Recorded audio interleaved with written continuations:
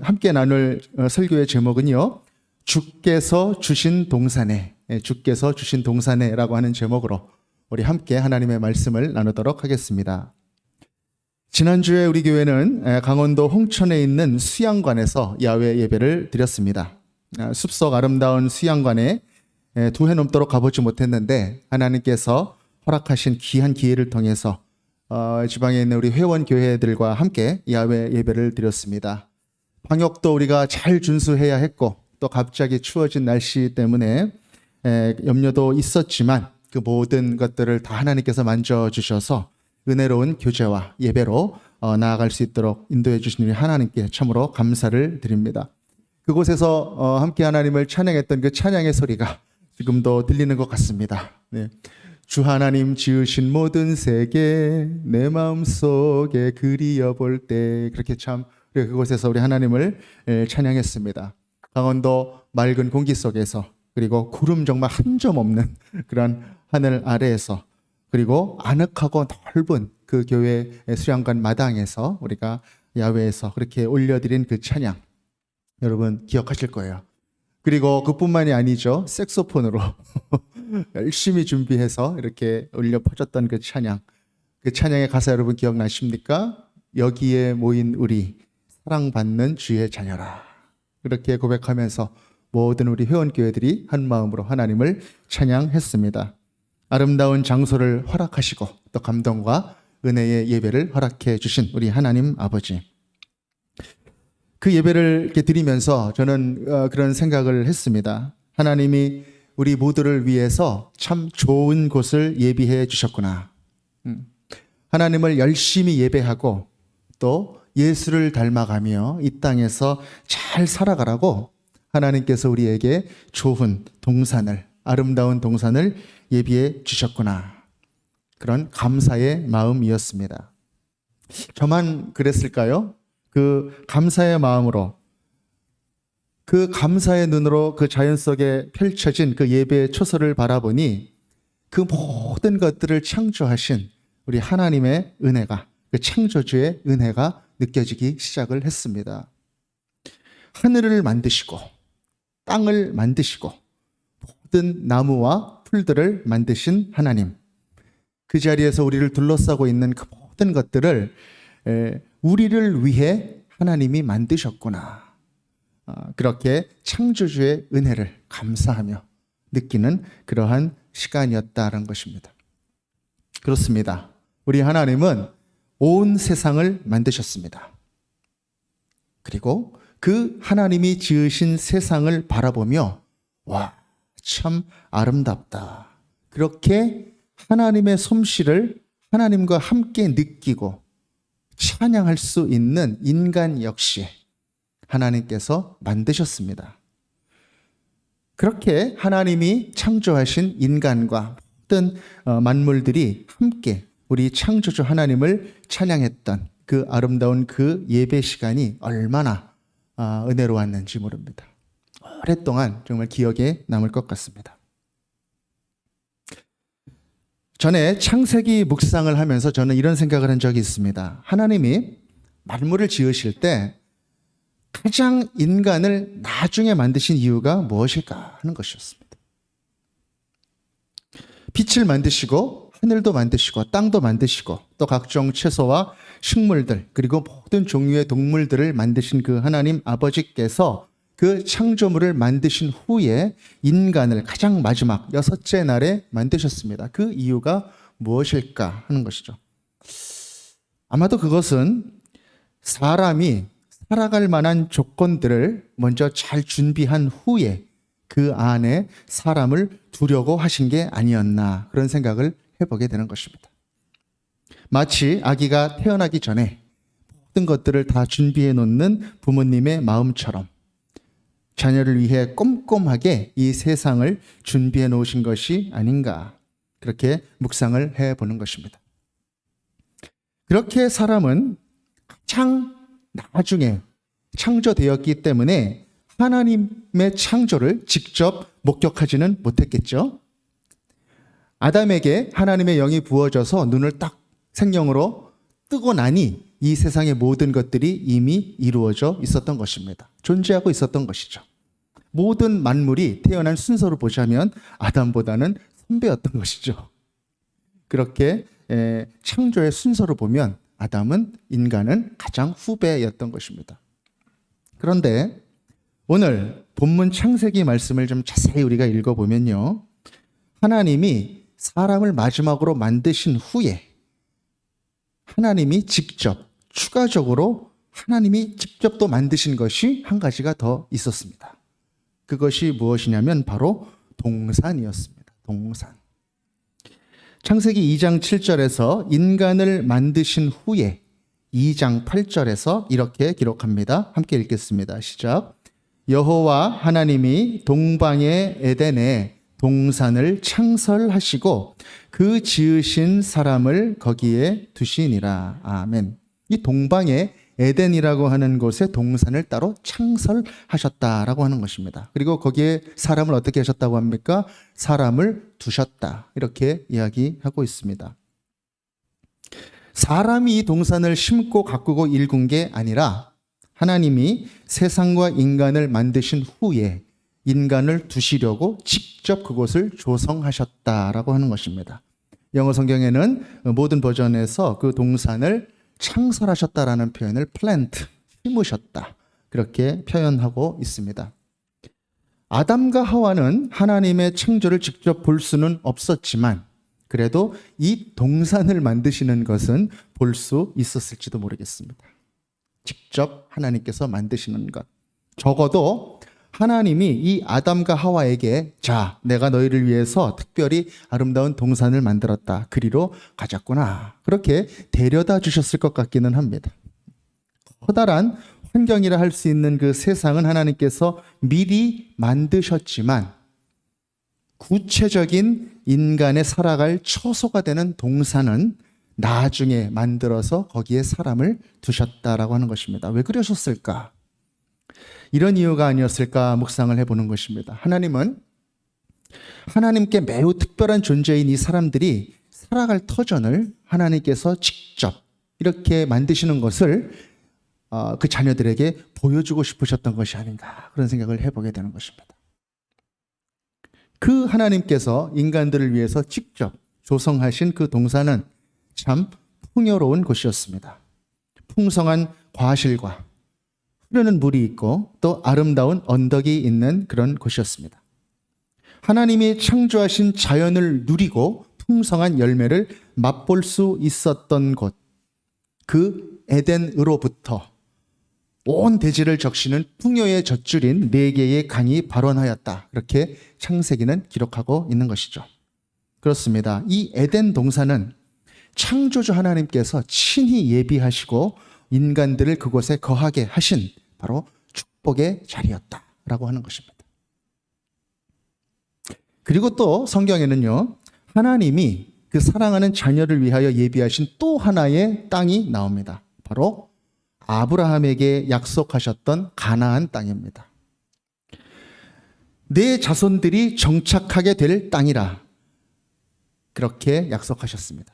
마침내 그 자손인 이스라엘 백성들이 애굽을 떠나 찾아갔었던 그 땅, 바로 젖과 꿀이 흐르는 가나안 땅이었다는 것입니다. 우리 레위기 20장 24절 함께 읽도록 하겠습니다. 시작.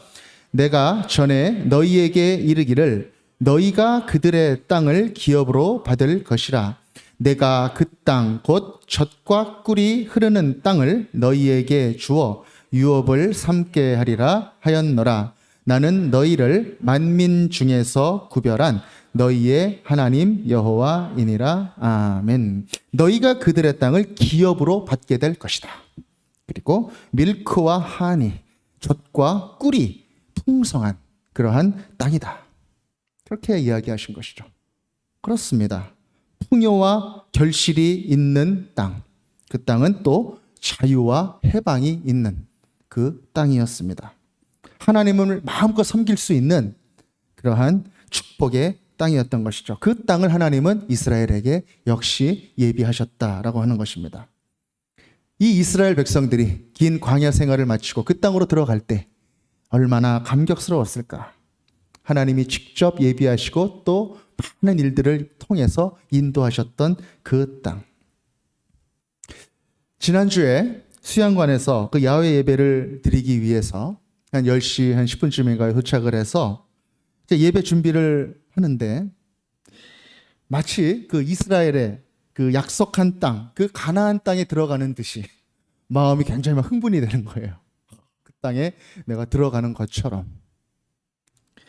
그리고 또 숲하고 나무, 그 하늘을 바라보면서 막 찬양을 하는데 또 그런 생각이 또 드는 것입니다. 아, 마치 여기가 그 옛날 우리 하나님께서 지으시고 주셨던 그러한 동산 같다. 그런 생각이 또 드는 것입니다. 그리고 그런 마음이 들었습니다. 아, 하나님 감사합니다. 감사합니다. 이 모든 것이 하나님의 은혜입니다.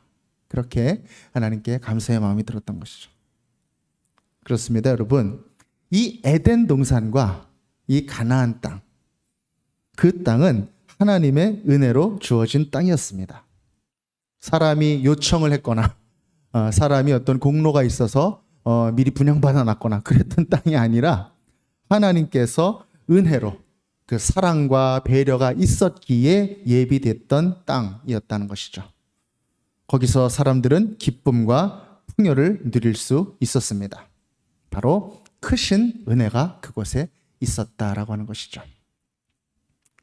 그런데 사랑하는 여러분, 그 에덴 동산과 그 가나안 땅에는 하나님의 은혜뿐만 아니라 또 하나님이 생각하신 한 가지가 더 있었습니다.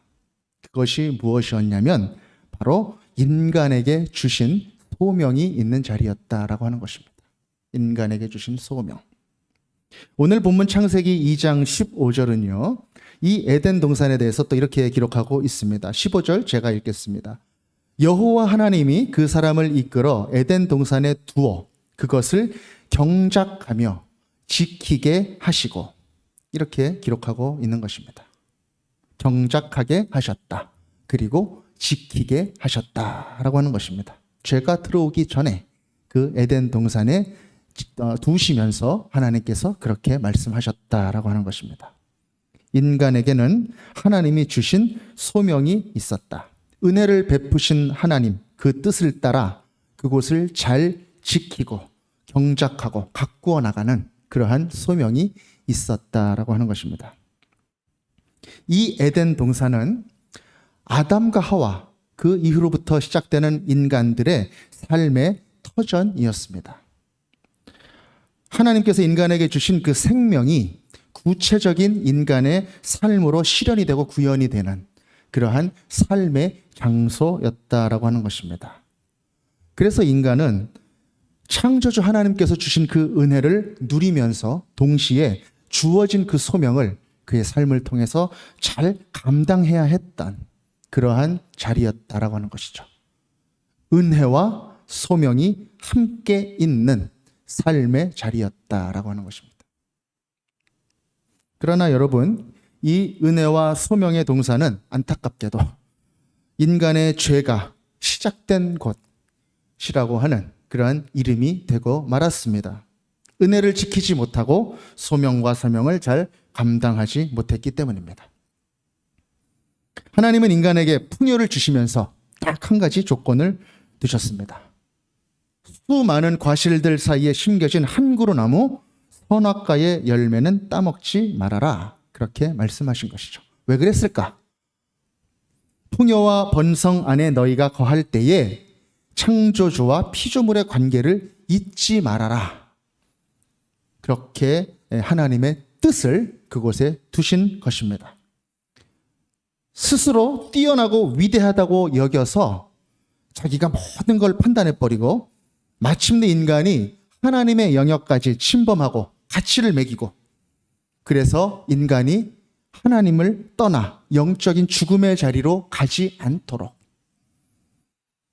그 안전핀과 같은 그러한 조건으로 두신 것이 바로 이 선악과였다라고 하는 것입니다. 수많은 풍요 가운데 두신 단 한 가지의 조건, 창조주와 인간의 관계를 기억하라라고 두신 하나님의 뜻, 그 최소한의 명령을 잘 지켰다면 인간은 하나님의 은혜 안에서 풍요를 누릴 수 있었을 것입니다. 그러나 인간이 그 스스로 주인 되려는 유혹을 이기지 못하고 피조된 존재임을 망각해 버리게 되었을 때 그들은 멸망의 자리로 쫓겨날 수밖에 없었습니다. 그 에덴 동산은 은혜와 소명의 자리였지만 은혜를 잊어버리고 소명을 지키지 못했을 때 그곳은 멸망의 땅이 되고 말았다라고 하는 것입니다. 여러분, 약속의 땅 가나안은 어땠습니까? 그 땅도 그랬습니다. 그 땅도 하나님이 주신 은혜와 함께 소명이 있는 그런 곳이었습니다. 어떤 소명이었습니까? 하나님께서 가나안을 주신 그 이유, 우리 출애굽기 19장 4절에서 6절 제가 읽어드리도록 하겠습니다. 내가 애굽 사람에게 어떻게 행하였음과 내가 어떻게 독수리 날개로 너희를 업어 내게로 인도하였음을 너희가 보았느니라. 세계가 다 내게 속하였으니 너희가 내 말을 잘 듣고 내 언약을 지키면 너희는 모든 민족 중에서 내 소유가 되겠고 너희가 내게 대하여 제사장 나라가 되며 거룩한 백성이 되리라. 너는 이 말을 이스라엘 자손에게 전할지니라. 아멘. 제사장 나라로서의 사명, 그것이 하나님께서 그들을 가나안 땅으로 인도하신 그 하나님의 뜻이었습니다.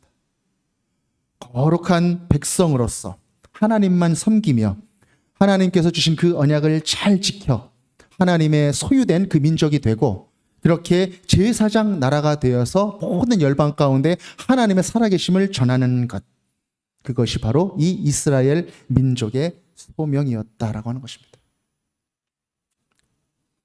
그렇습니다. 이 가나안 땅도 에덴 동산과 마찬가지로 은혜가 있었지만 그곳에 하나님께서 주신 소명이 있었다라고 하는 것입니다. 그곳은 이방신들이 있는 곳이었습니다. 유혹이 있는 곳이었습니다. 그랬기에 이 소명을 붙들고 하나님의 은혜를 기억하며 나아가야만 오히려 잘 살아남을 수 있는, 잘 살 수 있는 그 땅이 바로 가나안 땅이었다라고 하는 것입니다. 그러나 이스라엘은 또 안타깝게도 그 소명을 잊었죠. 하나님도 믿고 내 욕망을 반영하는 우상도 믿고 눈에 좋아 보이는 이방신들과 그 문화를 쫓아갔습니다. 그렇게 하나님을 저버렸을 때 그 은혜의 땅은 어떤 땅이 되었습니까? 고난의 땅이 되었습니다. 황폐해졌습니다.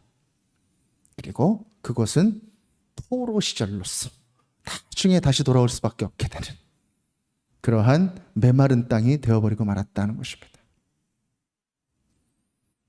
에덴 동산, 가나안 땅, 그 두 곳 모두 은혜의 땅이었지만 소명이 있는 땅이었다.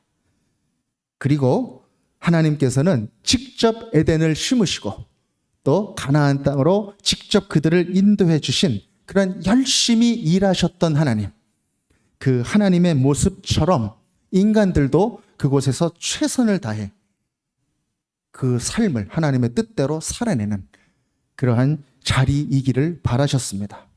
그래서 인간들은 그것을 가꾸어야 했습니다. 그리고 그것을 지켜야 했습니다. 하나님의 자녀로서 떳떳하게 살아야 했습니다. 그것이 그들의 사명이었다라고 하는 것입니다. 사랑하는 여러분, 오늘 우리가 살고 있는, 우리가 머물고 있는 우리들의 삶의 자리도 마찬가지입니다. 바로 은혜의 자리요 소명의 자리다라고 하는 것입니다.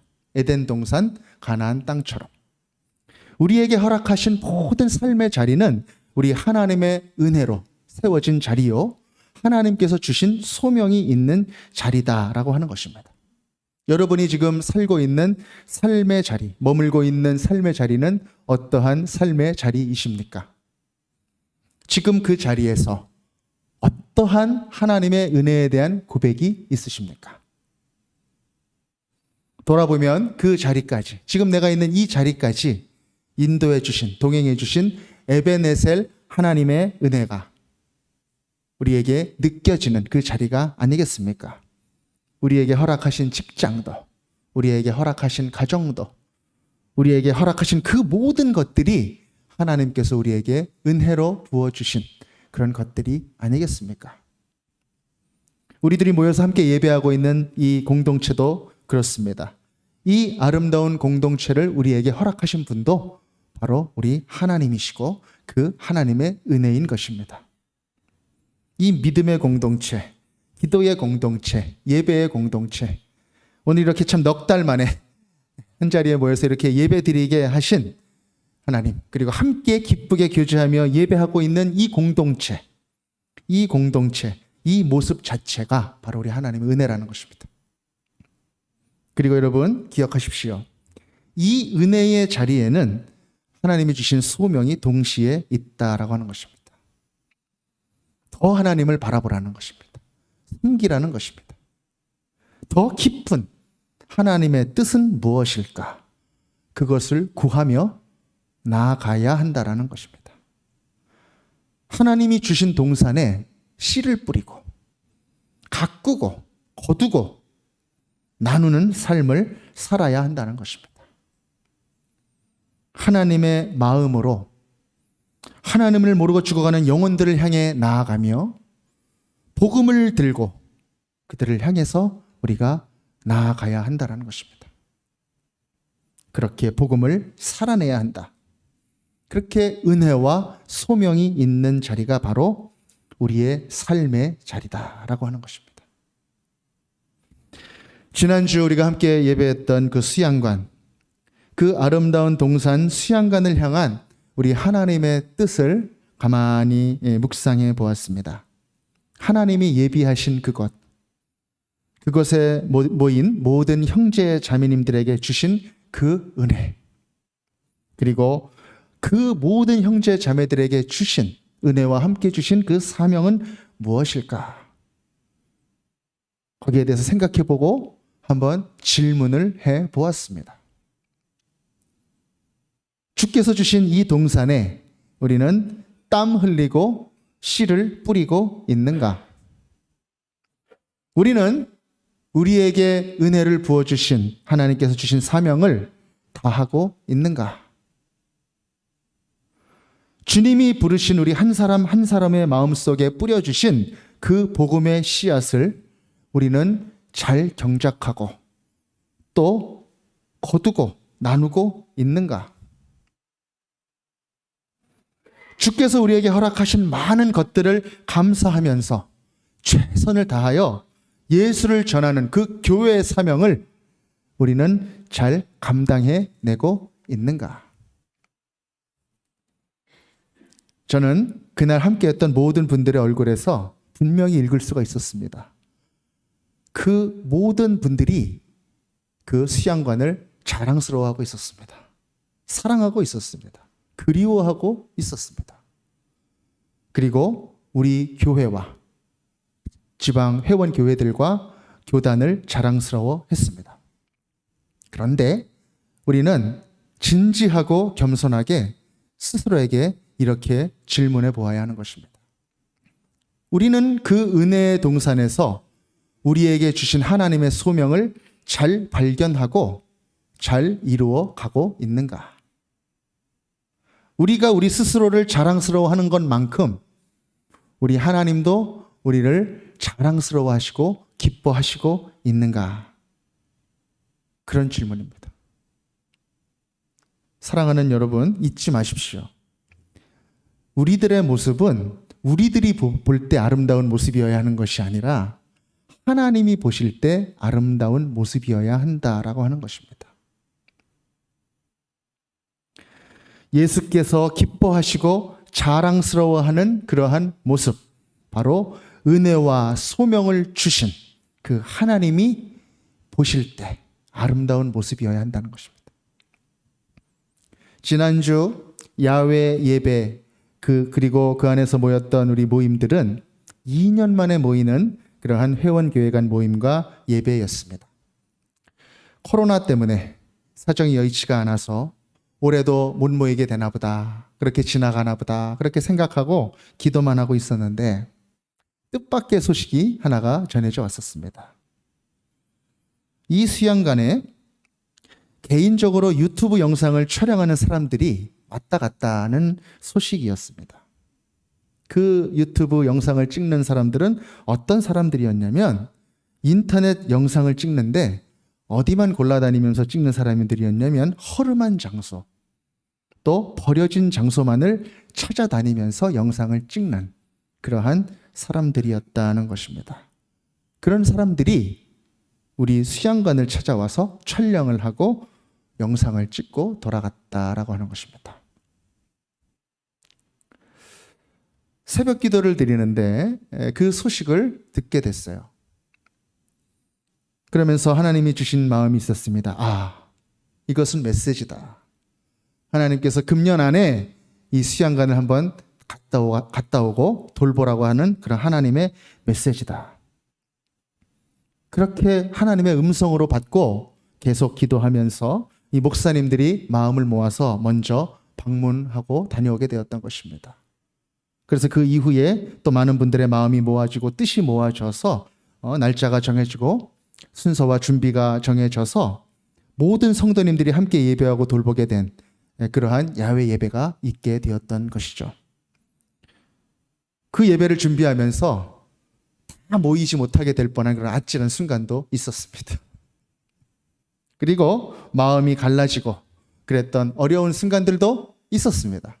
그러나 그 모든 것들을 신실하게 기도의 응답으로 풀어주시고 다 한자리에 모여서 하나님께 감사드리며 예배할 수 있게 해주신 그 예배가 바로 야외 예배였습니다.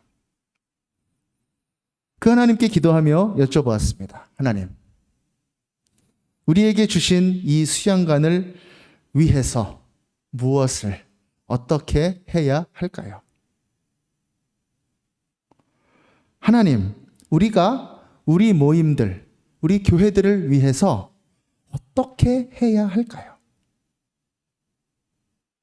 하나님, 이 어렵고 척박한 시대에 교회가 욕먹고 많은 사람들이 신앙을 저버리고 떠나는 이 시대에, 이 전염병의 시대에, 전염병이 아니었더라도 교회가 욕먹고 있었던 이 시대에 우리 교회와 교단은 어떻게 해야 할까요? 이 땅의 모든 교회들이 다 고난받고 있는 이때 우리 교회는 어떻게 해야 할까요?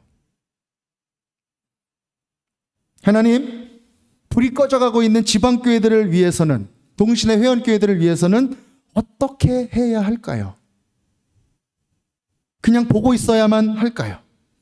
기다려야만 할까요?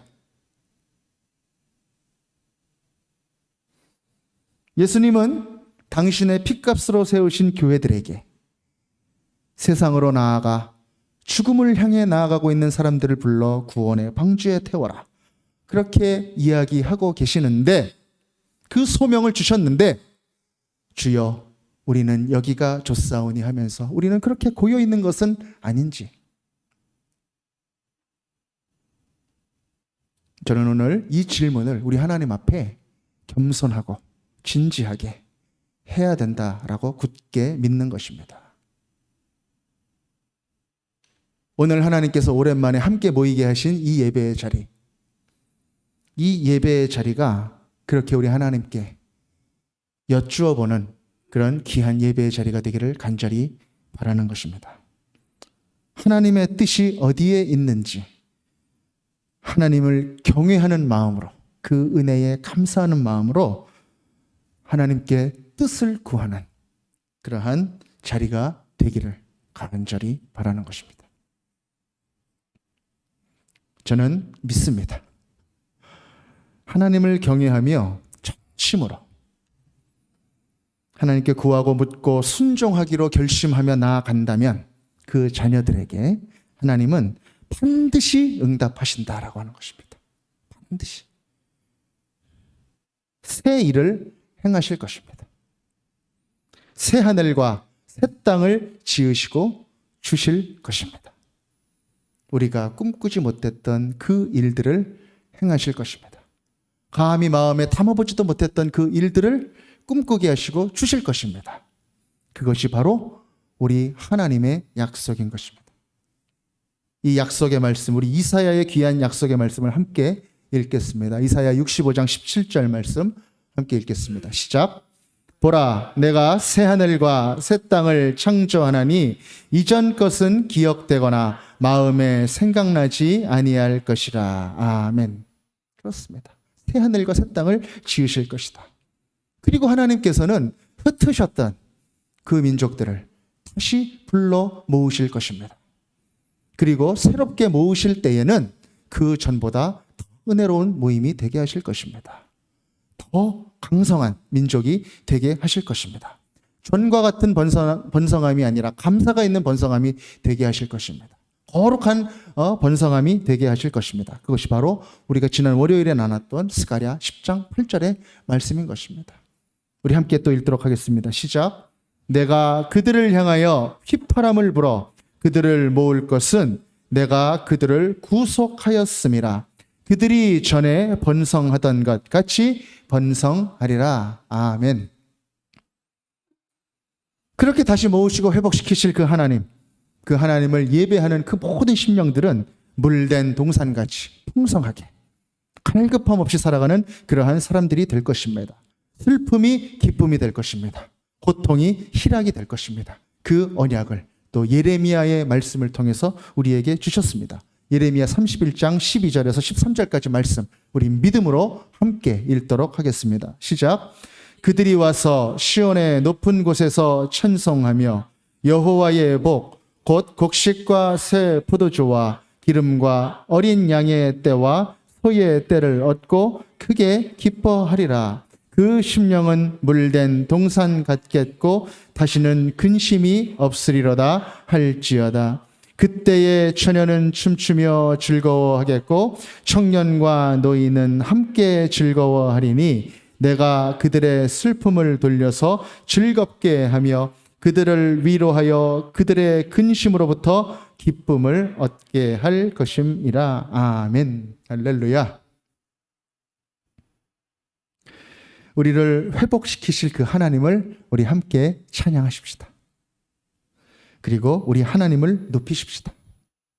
그리고 우리 안에 복음을 채워달라고 그렇게 기도하십시다. 우리 안에 예수 그리스도의 그 마음이 가득하게 해달라고 그 한 가지 소망을 가지고 우리 하나님 앞에 구하며 나아가십시다. 우리 예배를 받으시는 하나님, 그리고 우리의 기도를 들으시는 하나님께서 전지전능하신 그 창조주 하나님께서 이 모든 것들을 친히 이끌어 가실 것입니다. 그리고 우리를 그 뜻 안에 거하게 하시며 동참시키실 것입니다. 경작하게 하시고 지키게 하시고 열매를 거두어 나누게 하실 것입니다. 믿음의 형제 자매 여러분, 경작하고 지키는 일은 힘들고 어려운 일일 수도 있습니다. 비전을 붙들어야만 감히 나설 수 있는 길일 것입니다. 용기가 있어야만 나설 수 있는 그런 길일 것입니다. 눈물로 씨를 뿌려야 하는 고통스러운 일일 수도 있을 것입니다. 그러나 여러분께 간곡히 권면합니다. 여러분 그 일을 꿈꾸시기 바랍니다. 하나님이 보여주시는 회복과 거룩의 비전을 굳게 붙드시기를 바랍니다. 그 하나님께서 우리와 함께 하십니다.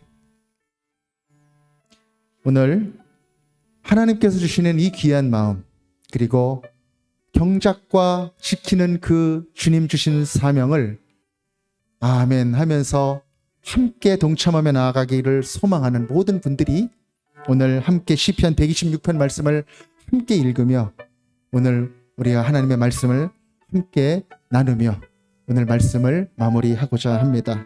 우리 함께 시편 126편 5절 6절 함께 읽겠습니다. 시작. 눈물을 흘리며 씨를 뿌리는 자는 기쁨으로 거두리로다. 울며 씨를 뿌리러 나가는 자는 반드시 기쁨으로 그 곡식단을 가지고 돌아오리로다. 아멘. 사랑하는 제기동 서울중앙교회 모든 성도님들, 우리에게 은혜로 베풀어 주신 우리의 모든 것들을, 그리고 그 안에 감사하며 소명을 발견하는 우리 모든 사람들이 하나님의 베푸신 것들을 감사하며 또 소명을 아멘하며 담당하며 나아가는 그러한 한 사람 한 사람이 되기를 간절히 바랍니다. 그렇게 자랑스러운 우리 기독 동신회, 우리 형제님들 자매님들이 되시기를 주 예수 그리스도 이름으로 기원드립니다. 아멘.